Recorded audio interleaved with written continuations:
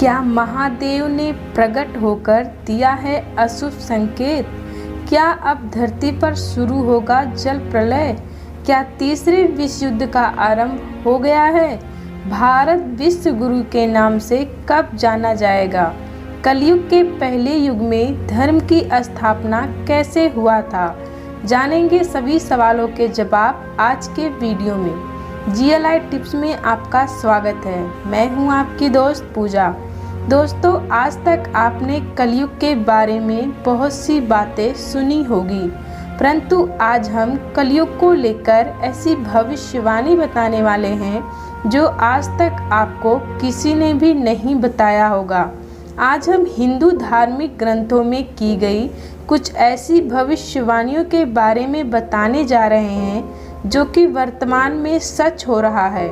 उड़ीसा के महान संत श्री अच्युतानंद दास महाराज जी के द्वारा लिखी ग्रंथ भविष्य मलिका के भविष्यवाणियों के मुताबिक कलयुग का अंत हो चुका है और हम सब संधि काल में जी रहे हैं। अब आप सोच रहे होंगे कि संधि काल क्या होता है, तो आपकी जानकारी के लिए बता दें कि दो युगों के बीच की सीमा को संधि काल कहते हैं, अर्थात एक युग के अंत और दूसरे युग के आरंभ।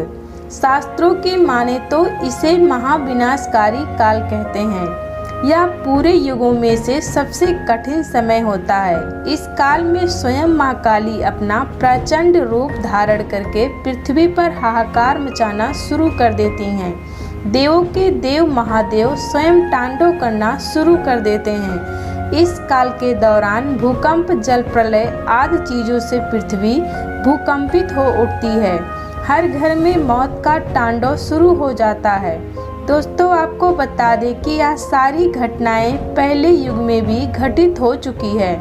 जैसा कि दोस्तों आप सभी को पता है कि भविष्य मलिका की लिखी सभी भविष्यवाणियां 100% सच होती हैं। दोस्तों, त्रेता युग में जब रावण ने धरती पर हाहाकार मचाना शुरू कर दिया था, तब श्री हरि विष्णु ने भगवान श्री राम का अवतार धरती पर लेकर रावण सहित सभी राक्षसों का अंत किया था। त्रेता युग के अंत में भी ऐसे ही मौत का तांडव हो रहा था। जल प्रलय, भूकंप, बाढ़ आदि चीजों से पृथ्वी भूकंपित हो रही थी। उस युग में लंका का बहुत बड़ा हिस्सा जलमग्न हो गया था। लाखों करोड़ों लोगों की जान चली गई थी। उसके बाद भगवान राम का राज आया था, जिसमें सदियों तक शांति और धर्म का राज चल रहा था। उसके बाद आया द्वापर युग, जिसमें कंस और दुर्योधन जैसे अधर्मियों ने जन्म लिया, जिसके अंत के लिए पुनः भगवान विष्णु को श्री कृष्ण के रूप में अवतार लेकर धरती पर अवतरित होना पड़ा। जैसा कि दोस्तों बात आप सभी को मालूम होगा कि महाभारत के युद्ध में एक देश नहीं बल्कि कई देशों ने हिस्सा लिया था, परंतु अंत में जीत धर्म का हुआ था। भगवान श्री कृष्ण ने कंस सहित दुर्योधन और सभी अधर्मियों का नाश किया था। द्वापर युग में श्री कृष्ण की द्वारिका नगरी जलमग्न हो गई थी। उसके बाद फिर से भगवान श्री कृष्ण के युग में कुछ समय तक शांति छाई रही। उसके बाद आया ऐसा युग जिसमें राक्षस नहीं बल्कि सभी इंसान जाति ही अधर्मी हैं। इस युग में पाप ज्यादा होगा, पुण्य का कहीं नामो निशान नहीं होगा। यहाँ पाप बढ़ता जाएगा और अच्छाई मिटता जाएगा। इस युग में लोगों ने अपने स्वार्थ के लिए पेड़ पौधे, जानवरों जैसे सबको नष्ट करना शुरू कर दिया है। इस युग में कली राक्षस ने सभी इंसानों के दिमाग को इतना डाइवर्ट कर दिया है कि अच्छे और बुरे में कोई फर्क ही नहीं कर पा रहा है। मालिका पुस्तक की भविष्यवाणी के मुताबिक महाविनाश का दौर समाप्त होने के बाद सन 2050 में मुंबई पूरी तरीके से जलमग्न हो जाएगा। भारत के पड़ोसी देश श्रीलंका, पाकिस्तान आज इन देशों की आर्थिक स्थिति खराब हो गया है। चीन देश में जल प्रलय के साथ साथ कोरोना जैसी महामारी ने भी अपना दस्तक देना फिर से शुरू कर दिया है। ऐसे में अंदाजा लगाया जा रहा है कि चीन देश की भी आर्थिक स्थिति खराब हो चुकी है।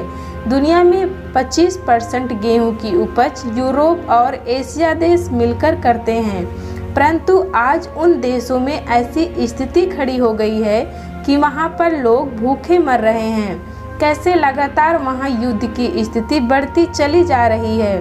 भविष्य मालिका के भविष्यवाणी के मुताबिक चीन, पाकिस्तान और 13 मुस्लिम देश मिलकर भारत पर हमला करेंगे, क्योंकि उन देशों की आर्थिक स्थिति खराब हो चुकी है।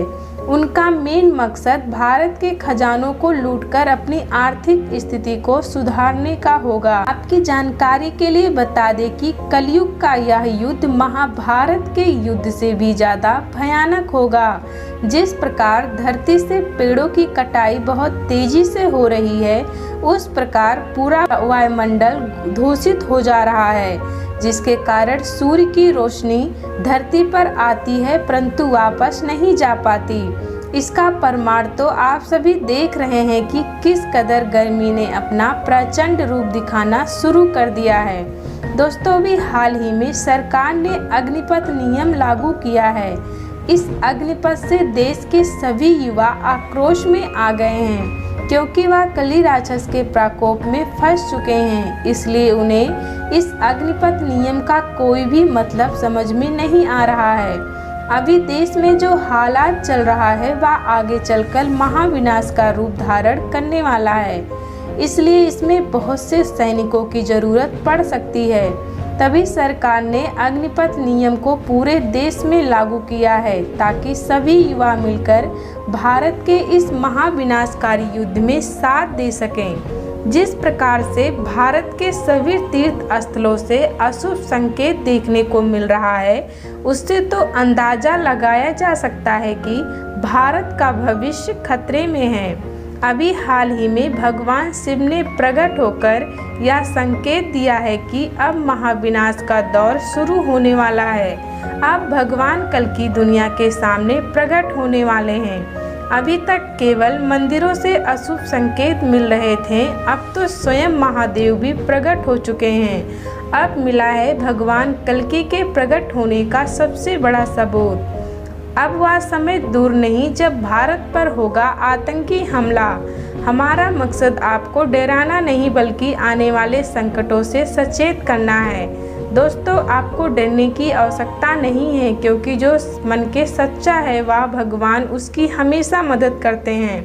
आपको हमारा यह वीडियो कैसा लगा कमेंट सेक्शन में कमेंट करके हमें ज़रूर बताएं। चैनल पे नए हैं तो चैनल को सब्सक्राइब करें। धन्यवाद।